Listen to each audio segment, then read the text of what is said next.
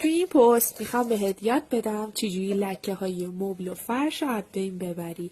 پس اول لایک و سیو یادت نره، یادت هم نره برای دوستات بفرستی چون کلی به دردشون میخوره. میایم صابون و با رنده ریز رنده میکنیم. حالا نوبت یه پیمانه شامپو فرشه که بهش اضافه کنی. شامپو فرش رو که اضافه کردی آب جوش هم بهش اضافه میکنی. برای اینکه خیالمون راحت چه محلول حل شده با همزن همش میزنیم و برای راحتی کارمون میایم یه در قابلمه رو وسط یه دستمال میذاریم، دستمال رو دورش جمع میکنیم که راحت بتونیم لکه ها رو از بین ببریم. حالا دستمال رو میزنم تو محلول و میرم سراغ لکه های مبل. اگه این کار مجدد تکرار شد نیازی به مبل‌شویی نیست و من در آخر گذاشتم جلوی نور آفتاب که خوش بشه. تو پیجم کلی ترفند خونه داری دارم. ممنونم که مهمون پیجمی.